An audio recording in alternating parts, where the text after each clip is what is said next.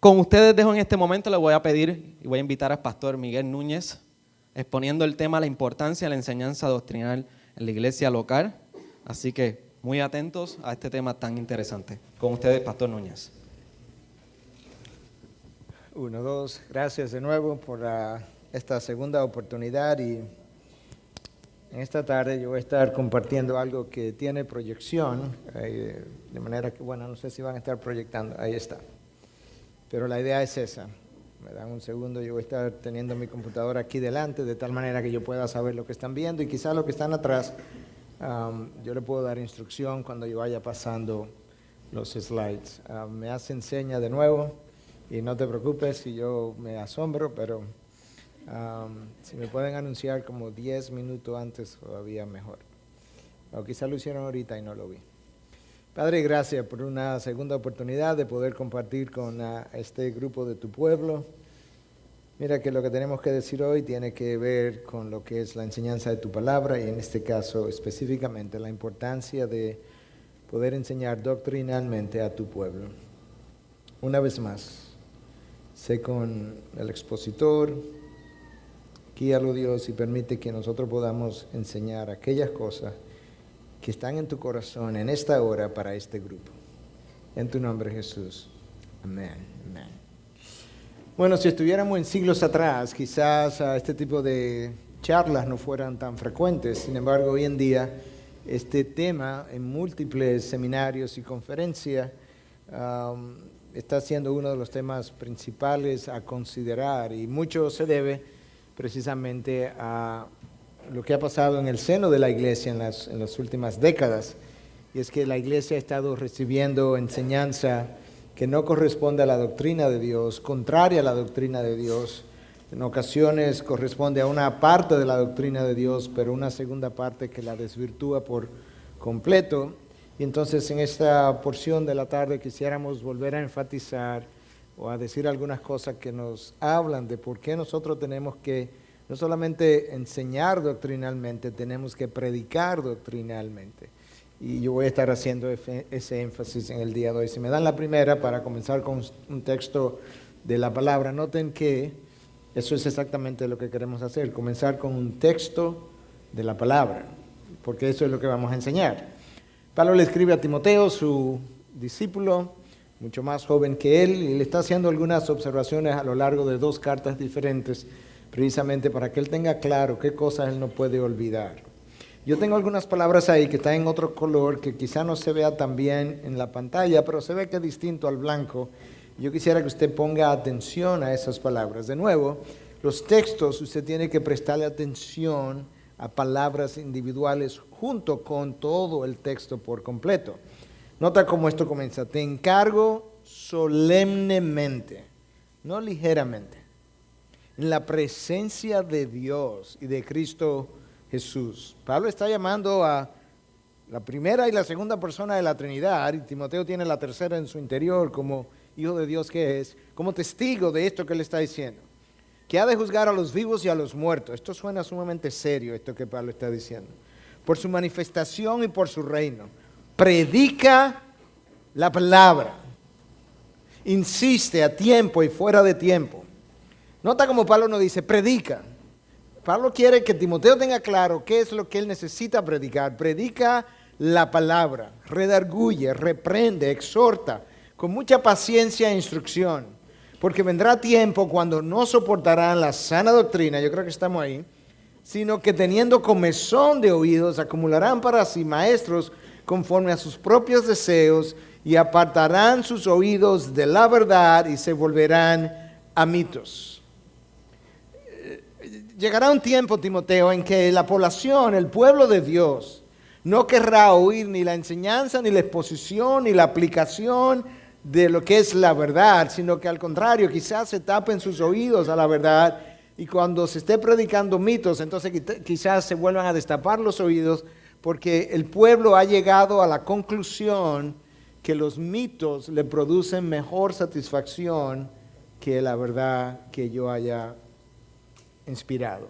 Eso no es nuevo, eso pasó en el pueblo de Israel literalmente y lo vamos a ver en un segundo. La próxima, por favor.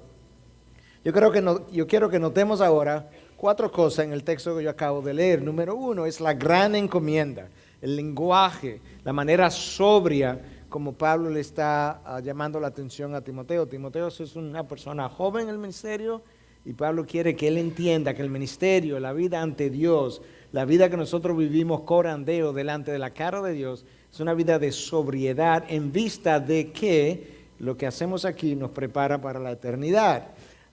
Delante de Dios, en la presencia de Dios y de Cristo Jesús, del mandato que ya estuvimos viendo, predica la palabra. Esto no es una sugerencia.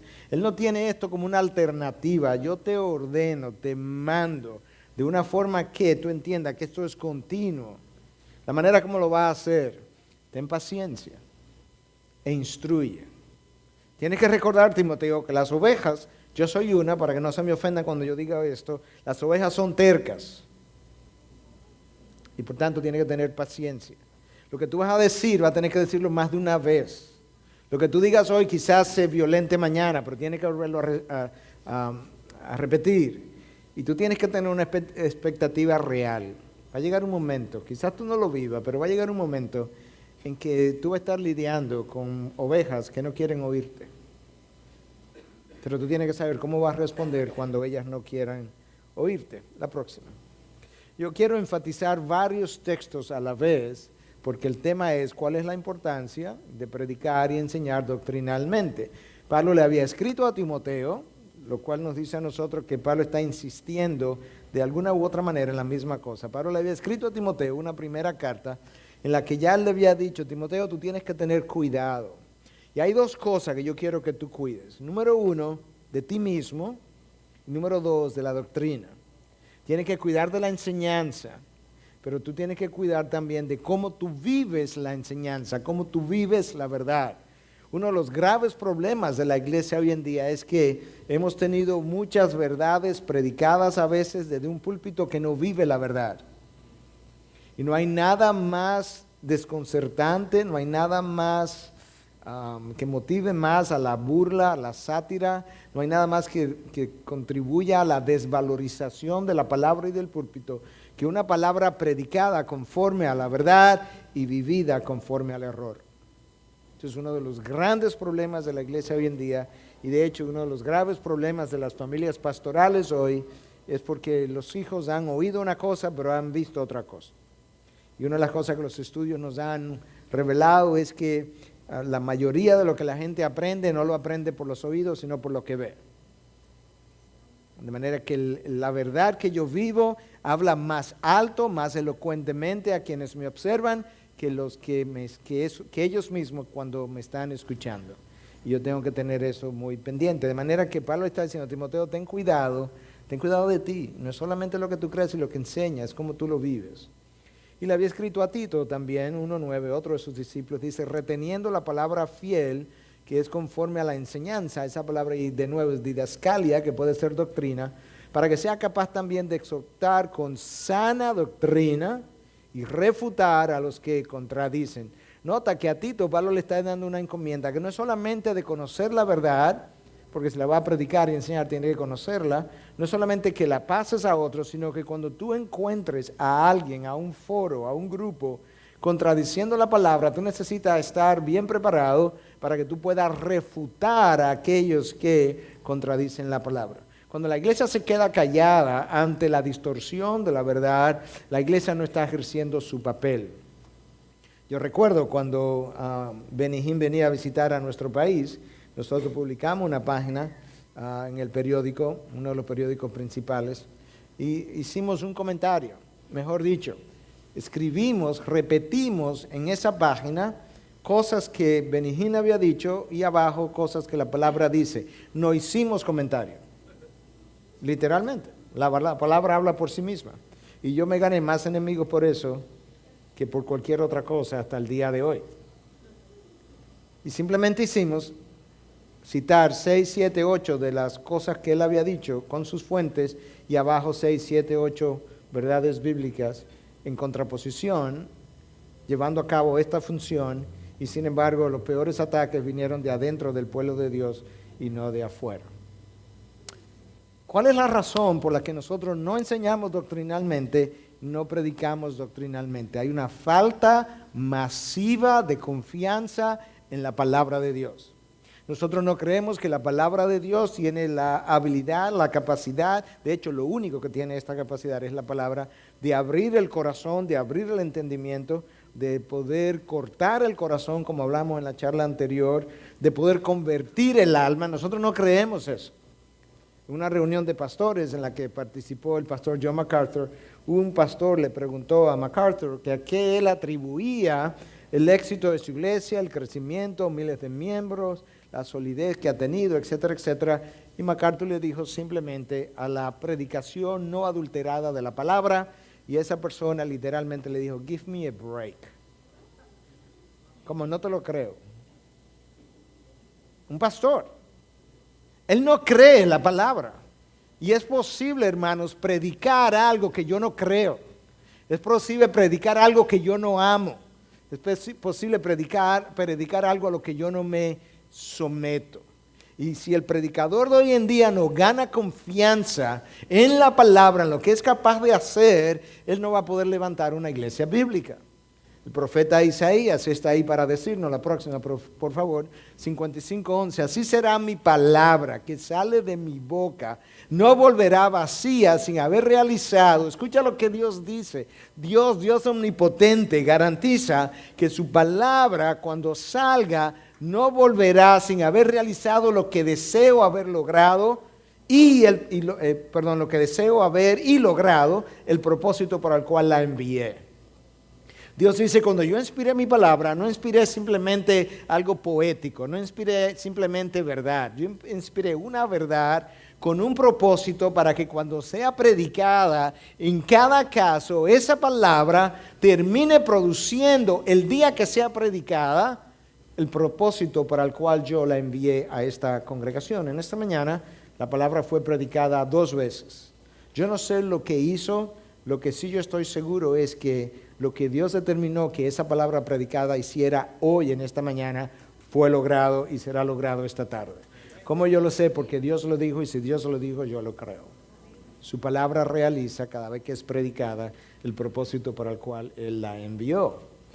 Yo no sé cómo nosotros, la próxima por favor, podemos encontrar versículos de este tipo en la palabra de Dios, nosotros los predicadores me refiero, y no entonces hacer un esfuerzo enorme por predicar básicamente la palabra de Dios. Pablo dice en 9:16 de la primera de Corintios, ¡ay de mí si yo no predico el evangelio!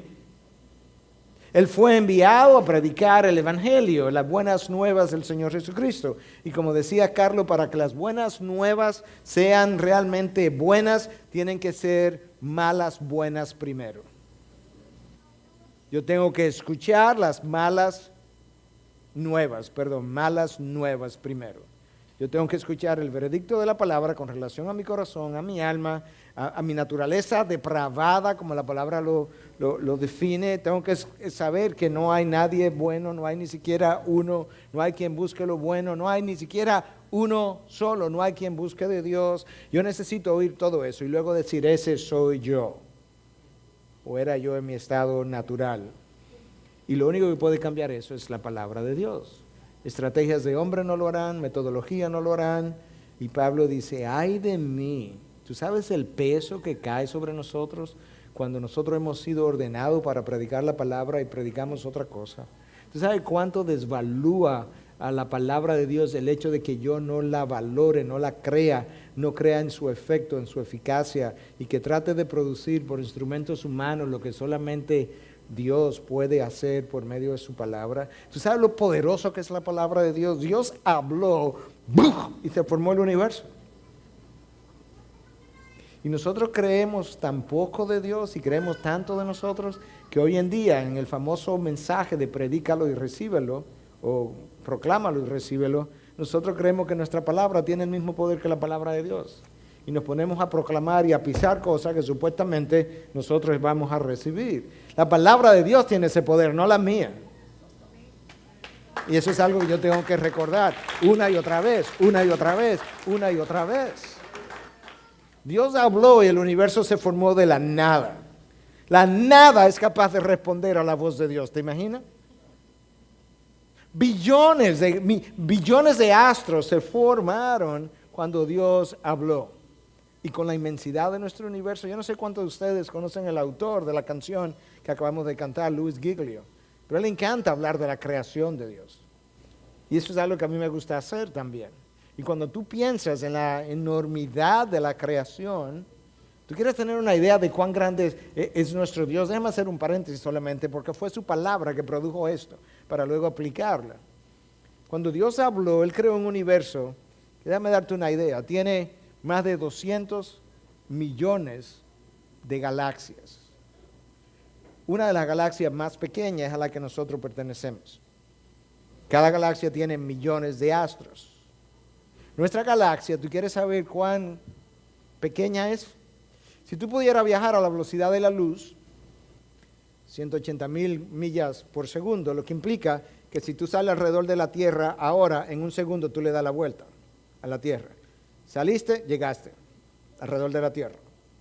Si tú puedes viajar a esa velocidad, te montas en una nave que pueda viajar a 180,000 millas por segundo, de manera que en 5 segundos tú estás casi a 1,000,000 de millas de distancia de este punto. En 5 segundos, tú viajas 1,000 años, 5,000 años, 10,000 años, 50,000 años. Cuando tú hayas bajado 50,000 años a esa velocidad, tú estás en el punto medio de nuestra galaxia. Si tienes 50,000 años más de vida, puedes llegar al final de nuestra galaxia. Y luego, si tú tienes muchos miles de años más, puedes viajar por 200 millones de galaxias más grandes que la nuestra. Y Dios habló y se formó el universo. Y esa es la palabra que yo no quiero predicar. La palabra que ha salido de ese ser con ese poder y yo no la quiero predicar. Who do I think I am? ¿Quién yo creo que yo soy? Pablo le escribe a los romanos y le dice, yo no me avergüenzo del evangelio, a pesar de su experiencia en todas estas ciudades. En Atenas se rieron de él. Te oiremos otro día, vuelve después. En Berea lo apedrearon y lo dejaron por muerto. En Corinto se burlaron por igual. En Filipo lo apresaron. En Berea él salió huyendo, hubo que bajarlo, escapó a escondida. En Listra lo apedrearon, lo dieron por muerto. Y en Tesalónica lo persiguieron hasta que lo sacaron de la ciudad. Después de toda esa experiencia, él va para Roma y le dice, yo no me avergüenzo del evangelio, la próxima. Pablo tiene claro a qué fue que lo llamaron a predicar. El problema de la predicación de nuestros días, que no es doctrinal, tiene todas estas características. Está centrada en el hombre, es antropocéntrica, no centrada en Dios. Es una predicación tímida, no se atreve a retar, a desafiar a lo que escuchan, prefiere la popularidad, prefiere el aplauso, la aprobación del hombre. Es una palabra frecuentemente salpicada de fuego extraño, cosa que Dios no ha aprobado. De doctrinal no tiene nada o muy poco, cuando lo tiene está distorsionada. Y por tanto, como no es una palabra que corresponde a la revelación de Dios, es una predicación sin poder y sin autoridad. Y esto es lo que ha ocurrido. En vez de concluir que yo no he estado predicando la palabra que tiene poder, hemos concluido que la palabra predicada no tiene el poder para hacer las cosas que yo quisiera ver. ¿Te das cuenta qué es lo que ha ocurrido? Yo no he predicado la palabra, yo no he obtenido los resultados que deben ser, y la conclusión ha sido que el problema está en la palabra y no en nosotros. Y eso es algo que nosotros necesitamos corregir. Es una predicación que hace sentir muy bien al otro, tiene esa motivación. De hecho, con frecuencia el predicador confronta la congregación con una gran verdad y luego tiene que, bueno, hermano, yo tampoco estoy diciendo que esto, entonces tratamos de acomodar o de amortiguar el boom de la palabra para que no se vayan muy agolpeados. Hace 100 años, ¿sabe cuál era una pregunta frecuente al salir de los cultos? ¿Cómo te dio convicción la palabra hoy en día? Hoy en día la pregunta más frecuente es, ¿te gustó el servicio? No tiene que gustarme, lo que tiene que ser es palabra de Dios. Tiene que ser bíblica. Esa es una de las cosas que a veces le digo a nuestros pastores asociados. Les digo, ¿sabes qué? Si me desvío, usted tiene la obligación de decírmelo. A mí no tiene que gustarme, pero tiene que ser la palabra. Porque la palabra nos alinea a todos. Entonces esa palabra, predicada tímidamente por la iglesia de hoy en día, no hace ninguna demanda. Si hay algo que caracterizó a la predicación, enseñanza de Cristo, y que debiera caracterizar todo sermón, es que el sermón pide un veredicto al final. Debe haber un veredicto. Tú vas a elegir a favor o en contra de lo que se predicó, pero tú tienes que elegir. ¿Vosotros se queréis ir también? Una y otra vez. Esa palabra no tiene ese tipo de demanda. Mira lo que escribió, la próxima por favor, lo que escribió el fundador del Ejército de Salvación, independientemente de lo que creamos de esa organización hoy, pero lo que él escribió hace 100 años. 100 años. Él decía, el mayor peligro del siglo XX será religión sin el Espíritu Santo, cristianismo sin Cristo, perdón sin arrepentimiento, salvación sin regeneración, política sin Dios, el cielo sin el infierno. Ahí es donde estamos hoy en día. Tú has leído, tú has considerado en el libro sobre la iglesia que escribí, que algunos de ustedes ya tienen, en el capítulo que tiene que ver con evangelización, tú has visto, recientemente has analizado la oración del pecador para recibir a Cristo en la famosa oración del pecador de las 4 leyes espirituales, o precedida de las 4 leyes espirituales. ¿Tú has leído, te has detenido a ver la oración, lo que dice? Lo primero dice, Dios te ama y tiene un maravilloso plan para su vida. Sí, el narcisista piensa eso también. ¿Cierto? Yo me amo a mí mismo y tengo un maravilloso plan para mi vida. Yo y Dios estamos de acuerdo. Cuando tú llegas a la tercera línea de la oración, dice, gracias por perdonarme mis pecados. Pero en las primeras 2 no hay reconocimiento de mi pecado, ni que yo me arrepiento tampoco. Y yo pregunto, ¿en base a qué te van a perdonar? Y esa es la manera como millones de personas supuestamente han entrado al reino de los cielos. Es a eso que se está refiriendo, donde hay perdón sin arrepentimiento.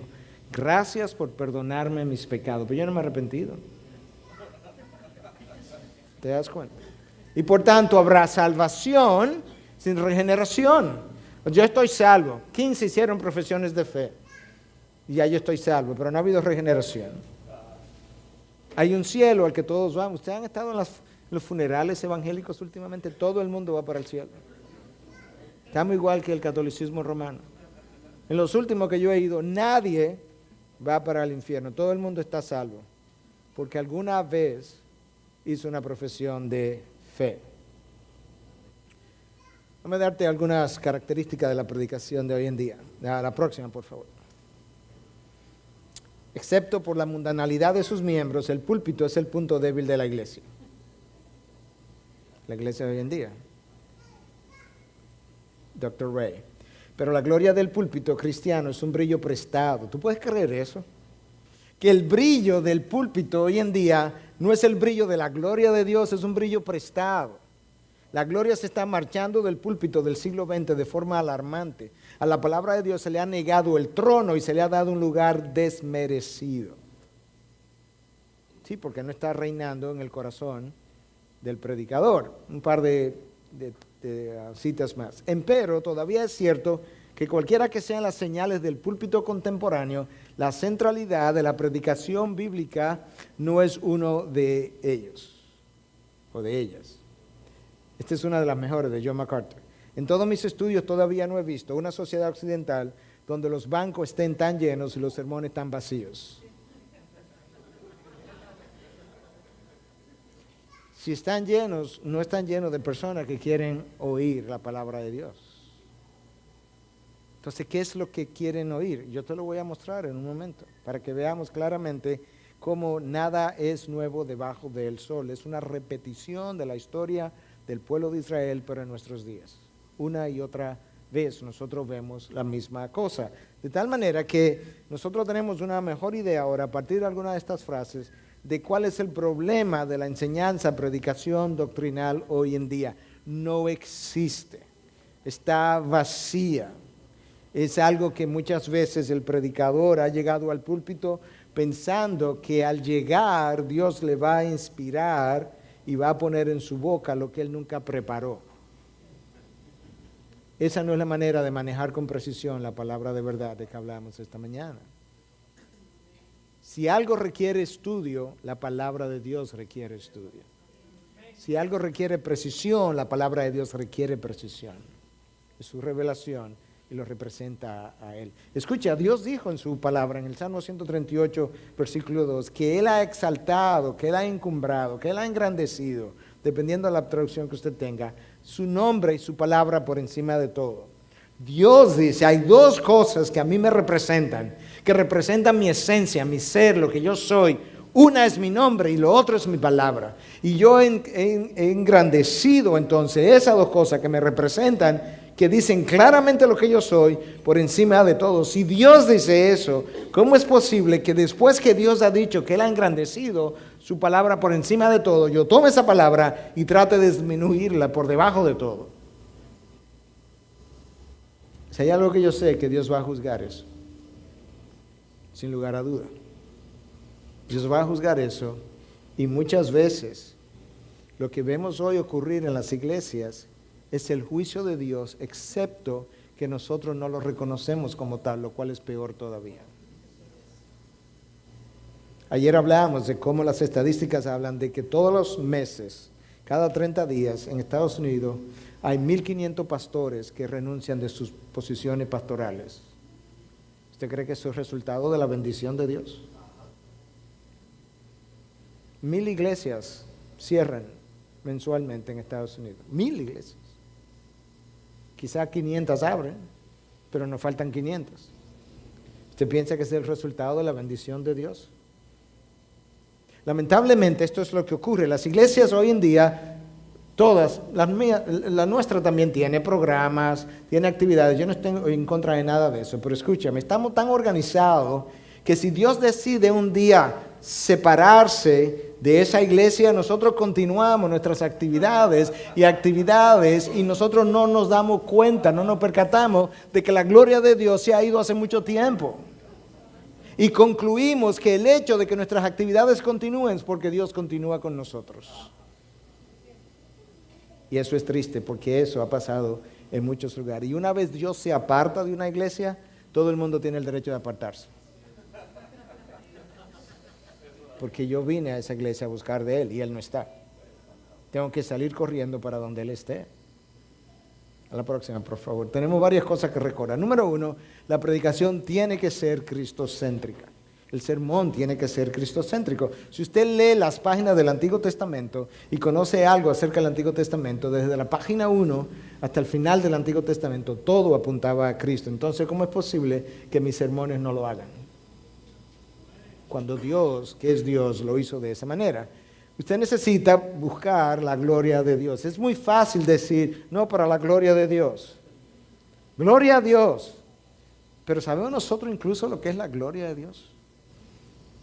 La palabra gloria, doxa en el original, implicó originalmente hablar bien de alguien. De tal forma que cuando yo le doy gloria a Dios, yo estoy no solamente hablando bien de Dios, sino que yo he hablado tan bien de Él, que yo he engrandecido en la mente del otro la imagen de Dios.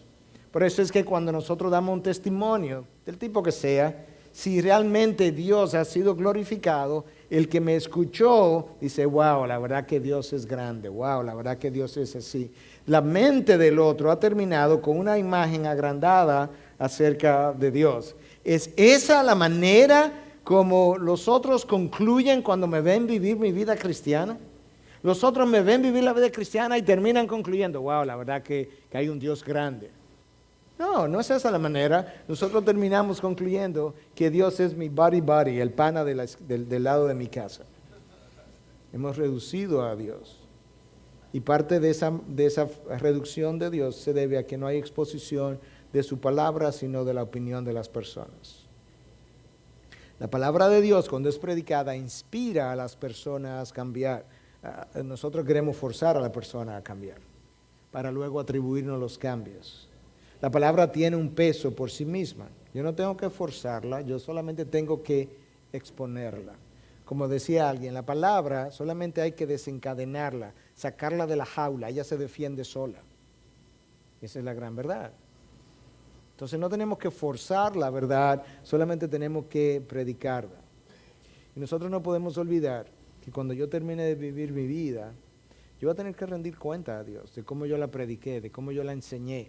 O, en otros casos, de cómo yo no la prediqué, cómo yo no la enseñé, cómo yo la silencié. Que también es grave eso. Dios hace cosas en nosotros, Dios arregla mi vida, Dios arregla nuestro matrimonio, y luego nosotros no nos atrevemos a dar testimonio de lo que Dios ha hecho, con lo cual indirectamente estamos diciendo, yo arreglé mi vida, yo arreglé mi matrimonio. Y eso también es grave. Yo no puedo silenciar la palabra de Dios. Se supone que tú y yo seamos un micrófono en las manos de nuestro Dios. Eso es lo bueno, que no tenemos que inventar lo que vamos a decir, solamente vamos a servir de micrófono para que Dios hable. Dado todo eso, yo acabo de decir, entonces la próxima, ¿cómo vamos a predicarle a esta generación? ¿Sueños, visiones, señales o la cruz? Lamentablemente, lo que esta generación más ha oído es de sueños, de visiones y de señales. Y muy poco de la cruz. Yo estuve en una conferencia del pastor John Piper hace varios años atrás para pastores, 1500 pastores y líderes, y resulta que la primera conferencia era para definir lo que era el Evangelio. Yo no podía creer que 20 siglos después de la cruz de Cristo era necesario hacer una conferencia para definirle a pastores y líderes lo que era el Evangelio. Porque se nos olvidó. Porque no lo predicamos. Y eso nos dice a nosotros también de cuán poca es nuestra confianza en la palabra de Dios, en la enseñanza doctrinal o la predicación doctrinal. No hay confianza. Y la mejor evidencia es que no hay predicación de esa doctrina. Déjame mostrarte ahora que este es un problema viejo del corazón del hombre. El hombre siempre ha preferido sueños y visiones y señales antes que la palabra de Dios. Cualquier cosa. Y lo peor de todo es que quienes han preferido esto frecuentemente ha sido el pueblo de Dios. Déjame hacer un paréntesis antes de entrar ahí, ya que mencioné el pueblo de Dios. Nosotros reconocemos que la sociedad está enferma. No importa si es República Dominicana, Estados Unidos, Puerto Rico, Sudamérica, Centroamérica, la sociedad está enferma. ¿De quién es la falta de que la sociedad esté enferma? No del inconverso. El inconverso no puede hacer absolutamente nada por su tierra. Él no puede orar. Él puede orar, pero para arrepentimiento, pero no para pedir cosas. Él no puede invocar el nombre de Cristo para pedir en un nombre en el que él no ha creído. Escucha lo que Dios le dice al pueblo de Israel. Si se humillara mi pueblo, lo cual implica que es orgulloso, sobre el cual se invoca mi nombre. Dios está diciendo, yo estoy clarificando ahora que no es al pagano que le estoy hablando. Es al pueblo sobre el cual se invoca mi nombre. Si se humillara porque ha sido orgulloso. Si buscara mi rostro porque no lo busca. Si orara porque no ora, como hablábamos esta mañana. Si se volvieran de sus malos caminos porque andan en pecado. Entonces, presta atención a esa palabra, entonces, no antes. Yo oiría desde los cielos y sanaría a mi pueblo. Eso es lo que Dios dice. Sanaría la tierra, la nación. Lo que Dios está diciendo, la nación está enferma, está diciendo Israel en un momento dado, pero yo quiero que mi pueblo sepa que la razón por la que la nación está enferma no tiene nada que ver con el pagano o el impío. Ese no es su problema. Yo puedo sanar la tierra, pero yo rehúso sanarla porque el pueblo sobre el cual se invoca mi nombre ni ora, ni busca mi rostro, ni se humilla, ni se vuelve de sus malos caminos. Por tanto, la condición de la nación es parte de mi juicio a su conducta.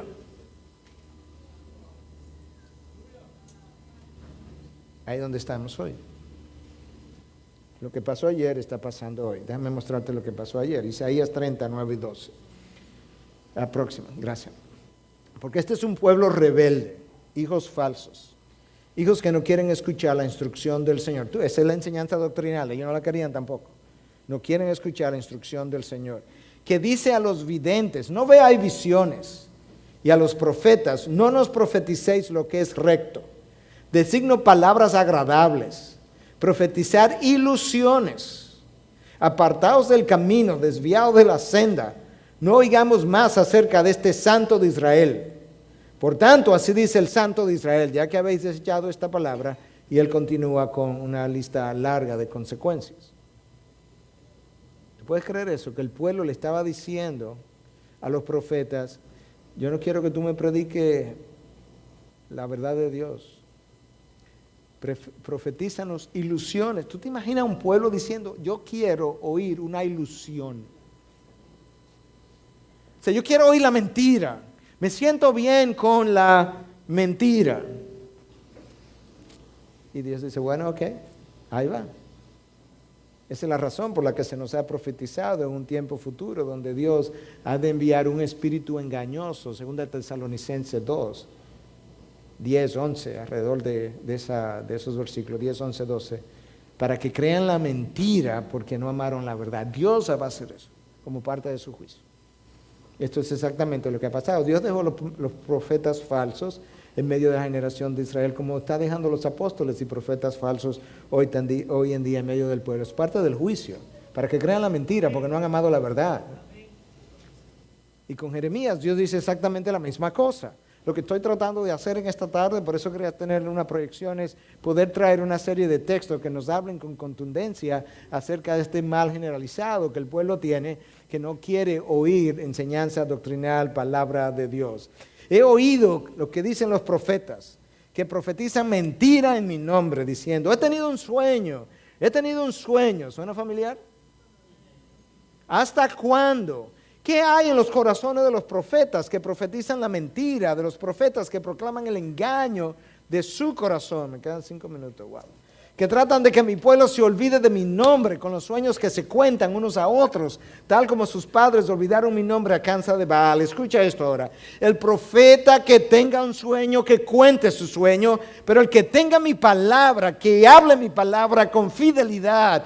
¿Qué tiene que ver la paja con el grano?, declara el Señor. El profeta que tenga mi palabra, que no se amedrente por los sueños. Y el que tenga un sueño que lo cuente, pero yo quiero que el pueblo me diga ahora, cuando yo predique mi palabra, ese es el grano, y cuando prediquen la paja, ese es el sueño. ¿Qué tiene que ver la paja con el grano? Nada. La paja se va como el viento, cuando tú la soplas, el grano cuando cae echa fruto. Esa es la comparación que Dios está estableciendo. Esa es la necesidad de predicar doctrinalmente y enseñar doctrinalmente hoy, porque la doctrina es el grano que da frutos. El resto es paja, hermanos. Pajas, completamente pajas. Ok, yo tengo que avanzar por el corto tiempo que me queda, pero la próxima, a ver si puedo acelerar y concluir. Lamentablemente la generación de hoy quiere sueños y quiere visiones, pero tenemos que recordarle en la enseñanza, en la predicación, que no hay coronación sin cruz. Ni Cristo tuvo coronación sin cruz. Que no hay gloria sin dolor. Hay un precio que pagar. Y que no hay bendiciones sin rendición. Nosotros queremos las bendiciones a precio de ganga hoy en día. Y Dios nunca ha ofrecido 2 por 1, ni piensa hacerlo. Él pagó un precio muy caro para que nosotros lo hagamos de otra manera. La próxima. Cuando Jeremías viene, él dice, no sueños, la palabra. Cuando Isaías vino, dijo, no visiones, su palabra. Y cuando Pablo vino, que el pueblo judío siempre quería señales, Pablo dijo, no señales, sino Cristo y a este crucificado, la cruz. ¿Y nosotros qué vamos a decir? Recuerda que el pueblo de Dios es un solo pueblo que necesita guardar continuidad a través de la historia. Por tanto, nosotros tenemos que decir hoy en día, no sueños, no visiones, no señales, sino la cruz otra vez. Esa es nuestra encomienda. Ese es nuestro llamado y esa es nuestra... Con eso morimos. Próxima, por favor. La puedes seguir porque yo hablé de este texto ya anteriormente, de hablar con precisión. Esto es una responsabilidad monumental que Dios le ha entregado a la iglesia. La iglesia ha sido llamada en su palabra, en la palabra de Dios, la columna y el sostén de la verdad. Y si la iglesia no está sosteniendo la verdad, ¿quién la va a sostener? Yo hablaba con el director del instituto que tenemos en la iglesia, cuando él venía a trabajar con nosotros, y le decimos cariñosamente Pepe. Pepe me hablaba, Miguel, la sociedad necesita que sus instituciones sean saneadas por la verdad. Y yo decía, sí, el problema es que antes de sanear las instituciones de la sociedad, tenemos que sanear la institución que es columna y sostén de la verdad, que es la iglesia. Porque ella es el modelo. De ella surge la verdad. Ella predica la verdad, ella sostiene la verdad, modela la verdad y lo demás seguirá. Déjame avanzar porque ya mi tiempo se consumió. Yo quería enfatizar un poco la necesidad de la enseñanza, la próxima por favor, de lo que es la enseñanza doctrinal, cómo definirla literalmente. No es otra cosa que la exposición de la voluntad de Dios, lo que Dios ha revelado. Y sus metas, es revelar el carácter y los propósitos de Dios, de tal forma que esa multiforme sabiduría de Dios pueda encontrar su aplicación en la sociedad de hoy en día, en aquellos que escuchan y Dios sea glorificado. Pero no podemos olvidar, la palabra predicada predica el carácter, el corazón, la voluntad de nuestro Dios. Yo hablé un poco de esto esta mañana, así que lo vamos a obviar. Le voy a mencionar exactamente dónde vamos a ir cerrando.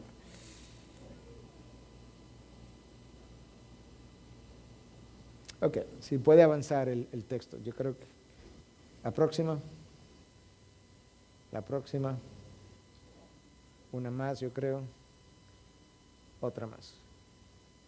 Ok, eso es vital. A la hora que estemos enseñando, que estamos predicando, yo tengo que recordar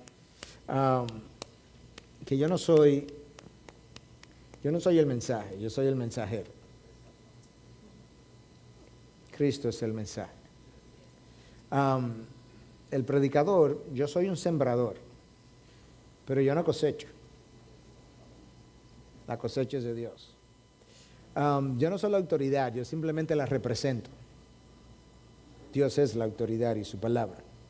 Yo no soy el propietario de esta palabra, yo soy un simple administrador. Como Pablo le dice a los Corintios en 4.1, 2 de Corintios 4.1, que todo hombre nos considere como siervos y administradores de la gracia o de los ministerios de Dios. Yo soy un lector de la palabra, pero yo no soy el autor. Y finalmente, yo soy el mesero, el mozo, yo no soy el cocinero. Nosotros servimos la palabra, una dieta que Dios preparó. Eso nos coloca a nosotros en nuestra posición correcta. Vas entendiendo la importancia de la enseñanza doctrinal. Déjame avanzar y cierro, quizás.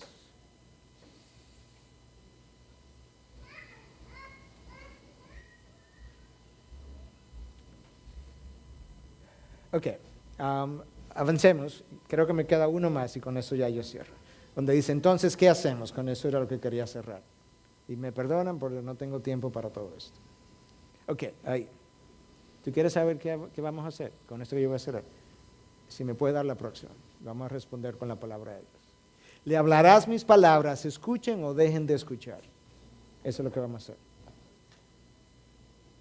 El rol del predicador no es convencer a la persona de su error, es presentar la verdad.